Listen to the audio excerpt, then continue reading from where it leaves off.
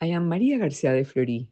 Jean Baptiste de La Salle was born in Reims, France, on April 30th, 1651, at a time when only a few people lived in luxury, while the vast majority lived in extreme poverty.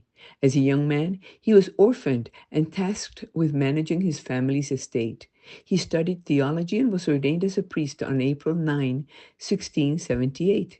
2 years later, he earned his doctorate in theology.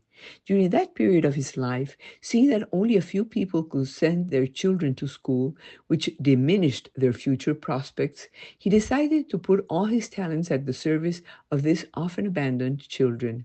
He began by trying to reach out to a group of rough and poorly educated young people who at the same time seemed far away from salvation and sought to found school for poor children.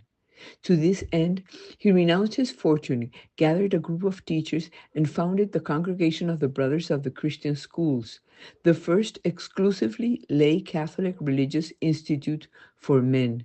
One of its principles was not to accept priests within the congregation, nor would it allow its members to opt for the priesthood. This brought him into conflict with the church hierarchy, who did not welcome a community of consecrated lay people working together and by association in a new form of religious life. The idea and dream of John Baptiste de la Salle was to educate and train children using new methods in completely free schools, thus achieving the democratization of knowledge. He overcame many obstacles one by one until he and his brothers succeeded in creating a network of quality schools characterized by the use of local language, student groups organized by level and achievement, religious instruction based on original themes, prepared by teachers with a religious and missionary vocation, and the involvement of parents in the education. John Baptiste de la Salle was innovative in proposing programs for the training of lay teachers and Sunday school courses for young workers. He was the first to organize teacher training centers, technical schools, secondary schools for modern languages, arts and sciences, and one of the first institutions for the reintegration of young people with bad behavior classified as delinquents. His work spread rapidly in France, and after his death, throughout the world.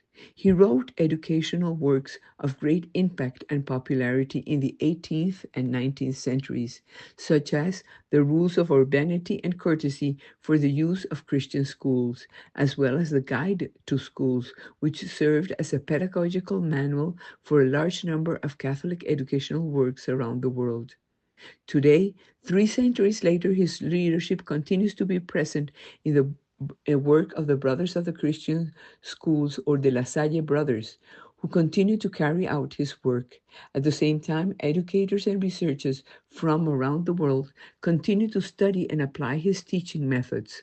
The life and history of John Baptiste de la Salle is marked by faith, brotherhood, dedication, and educational service, both academic and religious, combined with a great devotion to the Mother of God as Mary Help of Christians, because he knew it was vital to bring children and young people closer to God, because with God we always win.